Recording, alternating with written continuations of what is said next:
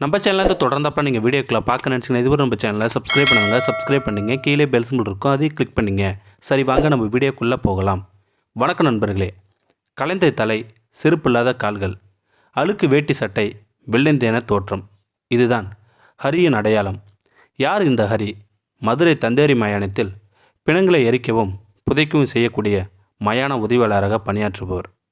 சென்னையில் கடந்த வாரம் சுதேசி என்ற பருவ இதழ் நடத்திய சாதனைகளுக்கான துருவ விருது வழங்கும் விழாவில் விருது பெறுவதற்காக உட்கார்ந்திருந்தவர் அவர். தாய் தந்தை இழந்த நிலையில் வறுமையும் வாழ்க்கையும் விரட்ட இவர் 12 வயதில் தஞ்சம் அடைந்த இடம்தான் மதுரை தந்தேரி மயானம்.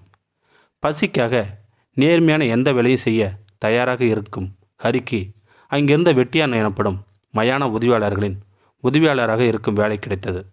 வேலை கிடைத்தது என்பதோடு நேரத்திற்கு சாப்பாடும் கிடைத்தது அவருக்கு. மயானம் இவருக்கு பல விஷயங்களை கற்றுக் கொடுத்தது.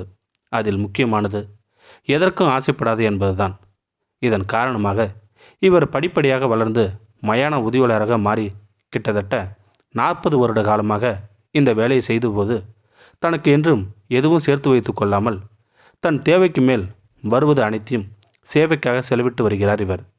ஏழை மாணவ மாணவியரை படிக்க வைப்பது, அரசு ஆஸ்பத்திரிகளுக்கு கட்டில் வாங்கி கொடுப்பது, உடல் ஊனமுற்றோர்களுக்கு 3 சக்கர சைக்கிள் வாங்கி கொடுப்பது, பார்வையற்றவர்களுக்கு ஊன்றுகோல் வழங்குவது என்று ஏதாவது செய்து கொண்டே இருக்கிறார் இவர். கையில் கொஞ்சம் காசு இருந்து விட்டால் போதும், தகுதியான ஆளை தேடி பிடித்து அவர்களுக்கு உதவி செய்ய இவர் கிளம்பி விடுவாராம். இதுவரை 2,82,000 சடலங்களை எரித்தும் புதைத்தும் உள்ளாராம்.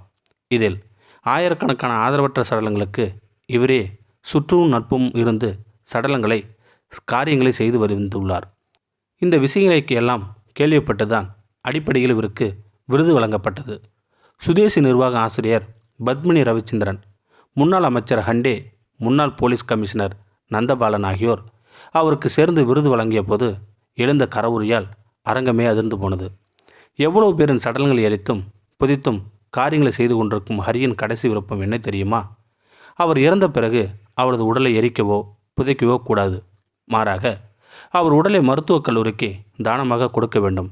அதனால் மாணவர்களுக்கு ஆராய்ச்சி உபயோகமாக இருக்கும் என்பதுதான் அவரது கடைசி விருப்பமாகும். இது போன்ற மாமனிதரில் இருக்கும் இந்த உலகத்தில் நாமும் வாழ்கிறோம்னு ஆசைப்பட்ட பெரிய விஷயந்தாங்க. இந்த வீடியோ உங்களுக்கு பிடிச்சிருந்தா கமெண்ட் பாக்ஸில் கமெண்ட் பண்ணுங்கள். கூட உங்கள் ஃப்ரெண்ட்ஸுக்கு ஷேர் பண்ணுங்கள். இதுவரை நம்ம சேனலை சப்ஸ்கிரைப் பண்ணாதாங்க சப்ஸ்கிரைப் பண்ணிங்க. கீழே பெல் சிம்பிள் இருக்கும், அதையும் கிளிக் பண்ணிங்க. தேங்க்யூ ஃபார் வாட்சிங்.